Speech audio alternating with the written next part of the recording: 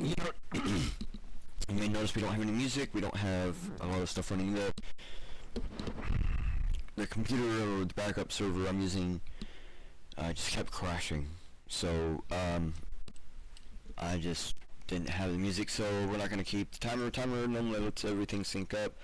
So I'm just gonna talk a little bit to try to get things to sync up, because it takes about a minute and a half for every place to obtain the access to the stream. So I don't want anybody to miss what's going on. Sorry for the late start and everything. Like I said, my device just keeps crashing every single time I hit go stream. It crashed. Well, let's get into it.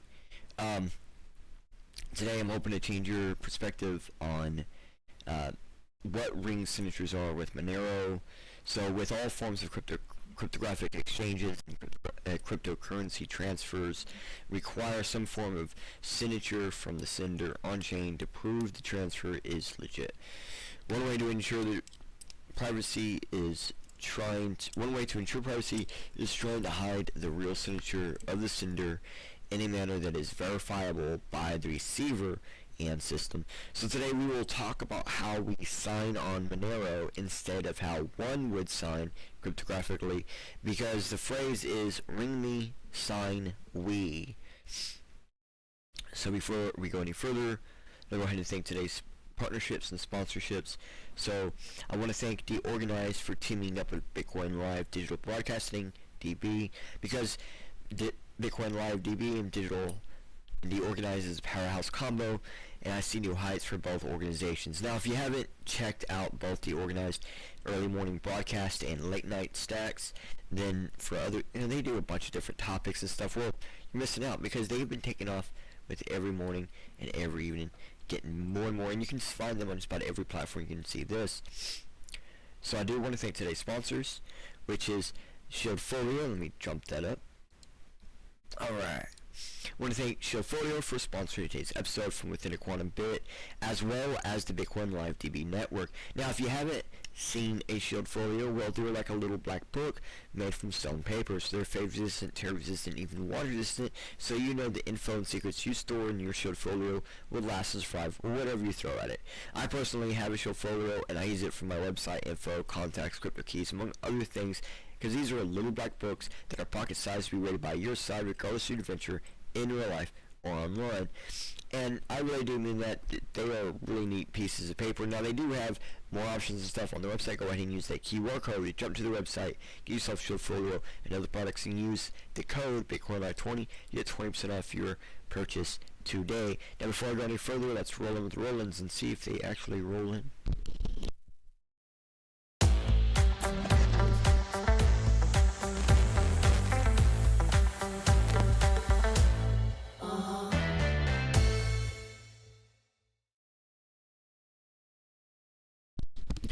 Alright, thank you again, Shieldfolio, for sponsoring today's episode.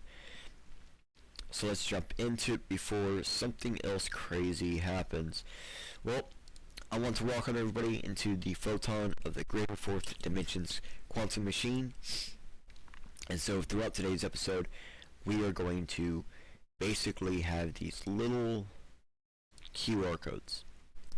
Now, anytime you see a QR code, that does mean that you can scan it, use an OCR or your local AI to actually get access to that website, so that way you can use your phone or something to go ahead and keep track while you're listening, or after the fact. If you want to check out any of these, you can always go back and just scan it, or you can go over to YouTube and get the links directly from the description.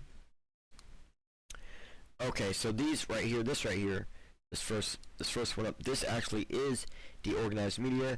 Again, they go live almost every morning, every evening. They go live about Bitcoin, stacks, and other things. They're digitally popping for what's going on online.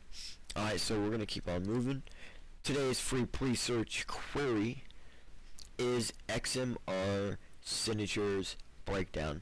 Like always, I did not use this query in today's episode research, but that doesn't mean we won't have overlapping links. If anything about today's episode interests you, use this free pre-search query.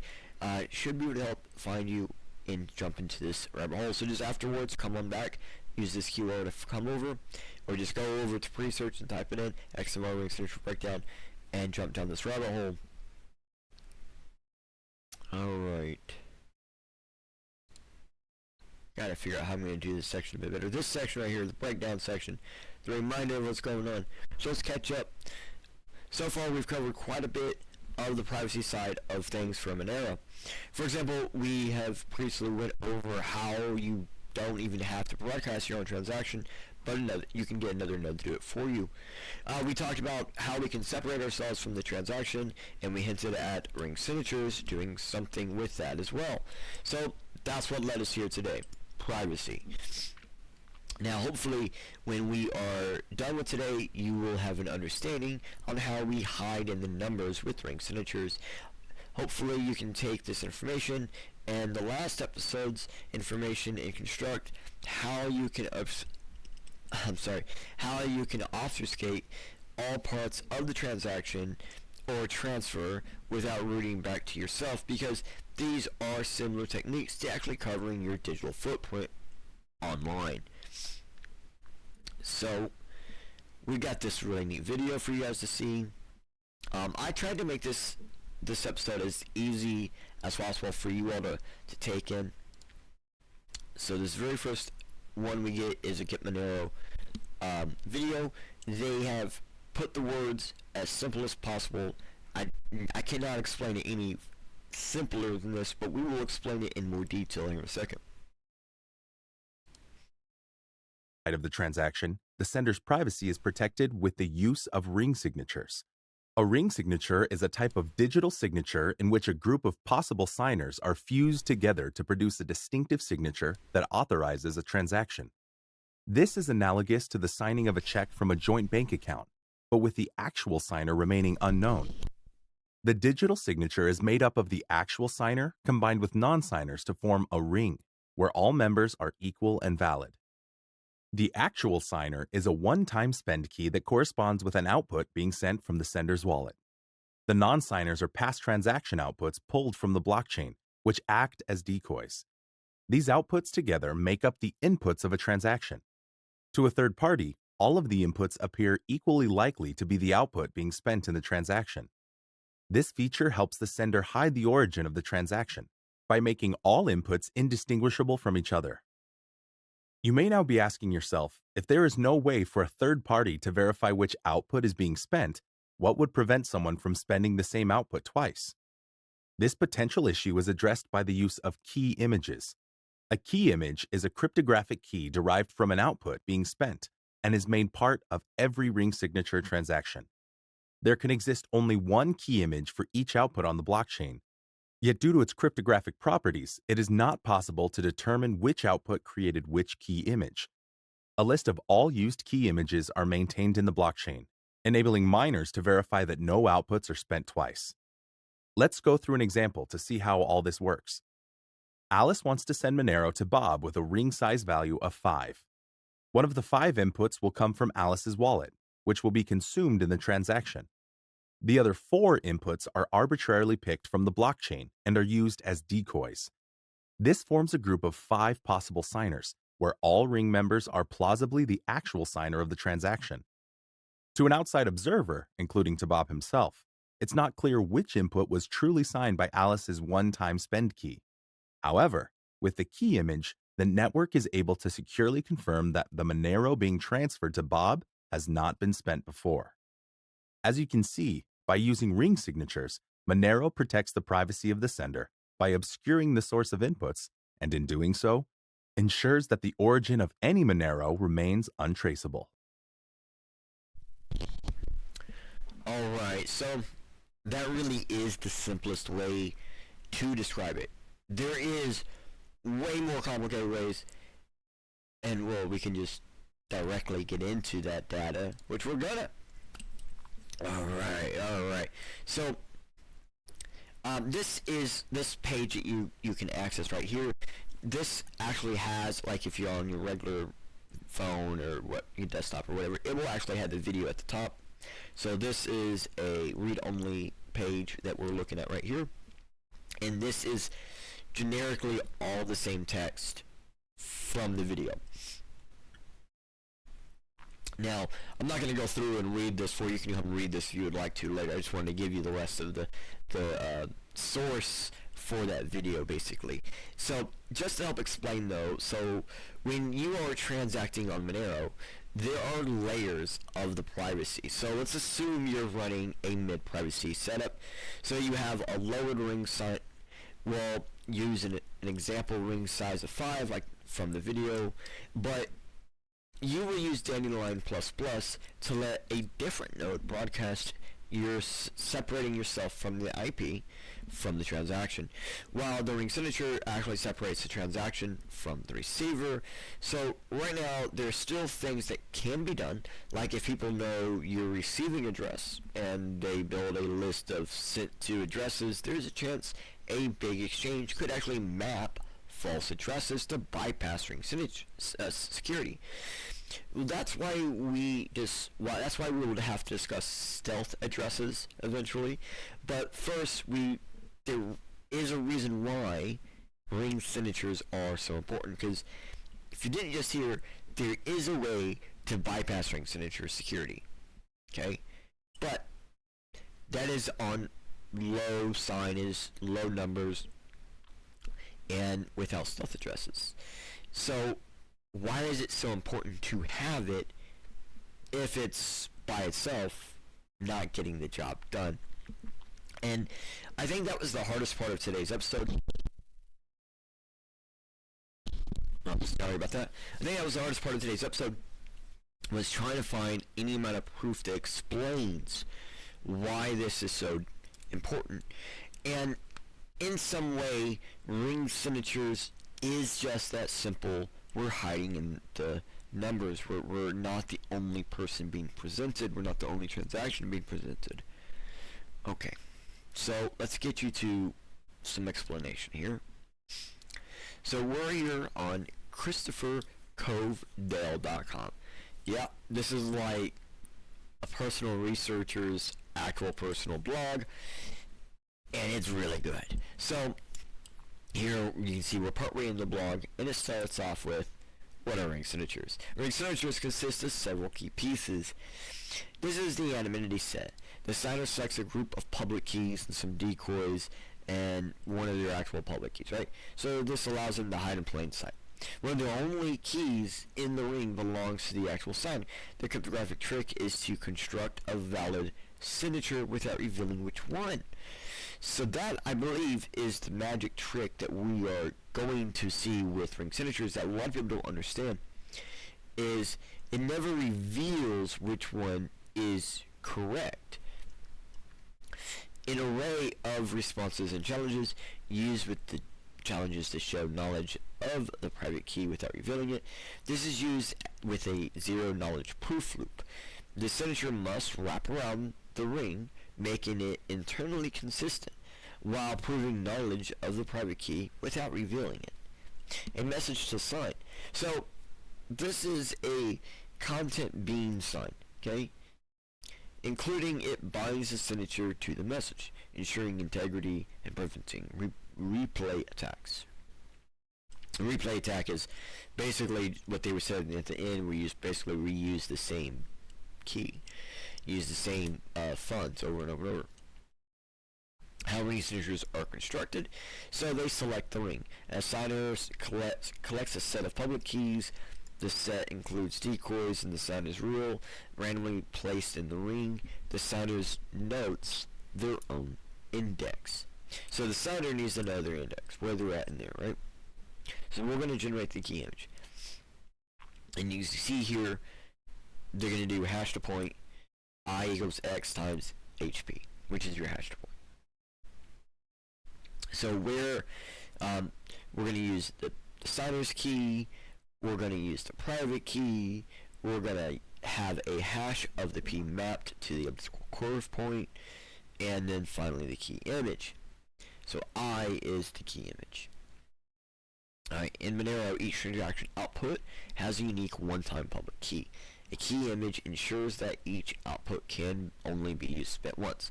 As the same image appears again, it's flagged as a double spend.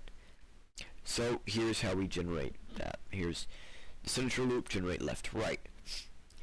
Next, the signer picks a random secret scalar k and uses it to compute the value. Okay, so we see compute key image, p equals this fun thing, x equals this fun thing, HP is still the hash point, key image still equals x times the hash point.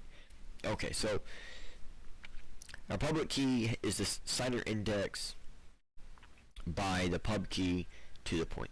The private key is by the private key to the secret multiplier.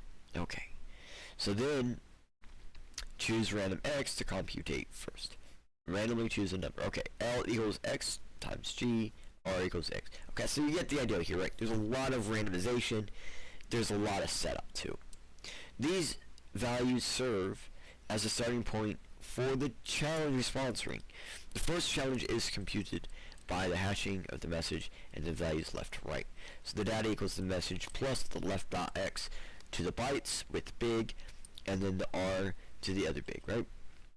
And then challenge signer plus 1 to the percent of n that sets the size, and then equals h data, so it equals your output. Loop through the ring. Now the signer begins generating fake responses for decoy public keys. It computates corresponding values. Then using these fake responses and the previous challenge. So here they're going to generate fake responses and put them in there.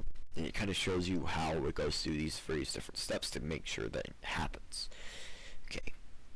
Each time a new challenge is generated based on the left to right, the message propagating through the ring. Close the loop with the real response. Nice.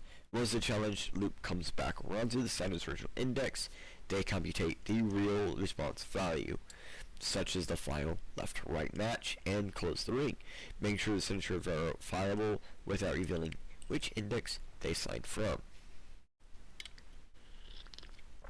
Now verifying the ring signature is a bit more. So here we're going to have to computate the challenges, loop through the provided values, confirm the loop wraps around correctly, and then check that the key image hasn't actually appeared before. Then the required variables for the receiver. Okay, so then they get the message that was signed. They need the array of the public keys. They need the signature, right? A tuple containing a challenge or a set of challenges, the starting point of the ring, a response, an array of responses or scalars, one per public key, and then the actual key image.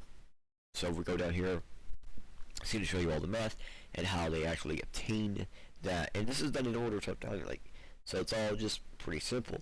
I say pretty simple. This is not really simple, right? This is not simple, but in forms of like encryptions and stuff, this actually is quite simplified in what's going on. And that's it. That's all you're doing. So you see, when you go to verify it, it's step, step, step, step, step, step. It's probably just about as many steps as the other one, except for maybe like 2 or 3. And you might have to loop through some of that. So that's where the extra steps actually come from. But boom, you eventually come back and find your end. And that's kind of the important part about this, is we're able to take all this information, right? All these different keys, all these different things, and we're able to stick them nice and neatly inside of a signature. Imagine you write your name down, like you try to sign yours for something, and you, instead of writing just your name, right, like a bunch of other people write their name in the exact same spot too. Before you, then you, after you, whatever, some mixture of, you get to choose, you randomly pick them, it's fine. Well then, because someone at least saw all that happen, they can say, well, I did see him sign. So, sure, I witnessed the sign. That's similar to being able to pull out the data, even though we don't know which one of them it actually was that signed the person's real name. It could have been any one of us that signed that person's real name.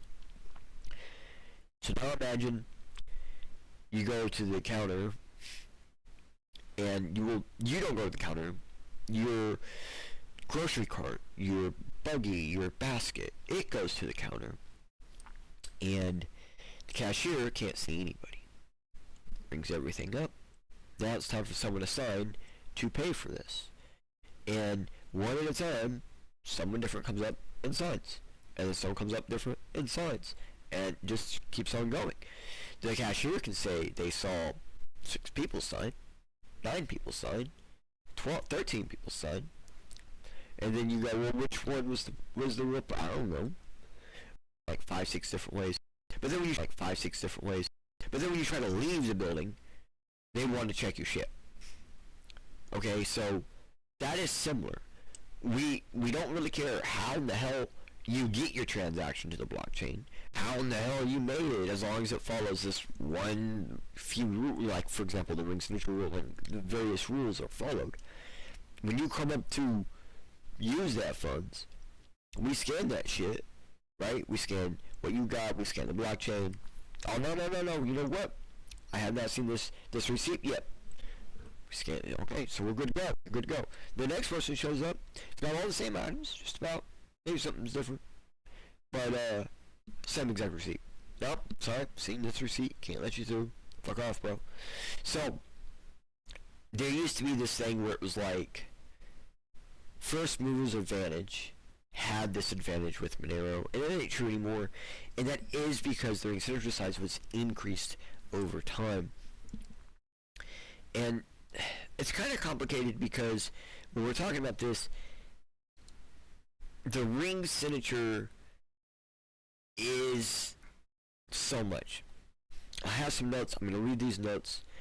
Just like if you was to hide with 4 other people that look just like you, but say none of you sounded the same. It may take a test of just having everyone say a phrase at the same time to verify all peoples have the same phrase.